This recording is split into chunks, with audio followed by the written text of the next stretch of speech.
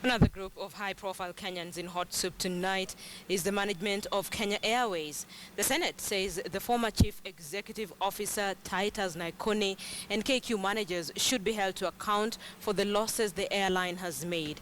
The report of the Senate committee that was looking into the affairs of Kenya Airways was adopted with recommendations that shareholders inject new capital into the airline. 25.7 billion shillings. That is the loss that Kenya Airways plunged into after tax earlier in the year in what was described as the worst performance in Kenya's corporate history. It is the deteriorating performance that has the Senate on edge. The Senate Select Committee, led by Kisumu Senator Professor Anyang' Nyong'o, that had been looking into KQ's affairs, now want a forensic audit done on Kenya Airways and its former senior officials held accountable for the losses the airline has made. As much as we are here now blaming Ngunzi, really, we need to ask ourselves, where is Naikuni? Because he is the person we need to put in jail. He must be in jail. And it is time, if indeed my government is serious about corruption, it is time we stop these inquiries when we just know so and so you finished Uchumi, so and so you finished Kenya, and you are still working, and we are still thinking of how to give you another institution to go and finish. The report that was adopted by the Senate questioned the capability of Kenya Airways Chief Executive Officer Mbuvi Nguze and the company's board to run the national carrier. It wants the board of directors of the national carrier reconstituted.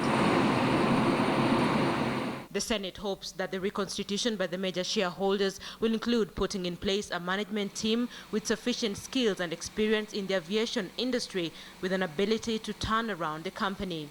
The 14-member committee also wants the airline to hire a new marketing director with proven international experience to fix its ticketing system and ensure proper accounting of revenue. Mr. Speaker, if you take even local routes, you take Fly 540 to Eldoret, you pay 6,000. Kenya Airways, you pay 18,000 one way.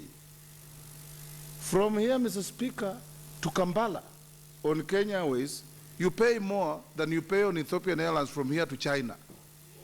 The company's debt levels, termed as unsustainable, is another concern, and the committee wants the Auditor General to audit the airline's account to ensure that the public funds injected into it are prudently used. Because the government of Kenya is the single largest shareholder in KQ, it is the very reason why our Auditor General should be taking priority in making sure that we audit KQ. That the airline be revived and be recapitalized on condition that the recommendation to restructure management and now the recommendation to ensure that those culpable face the wrath of the law are taken into account.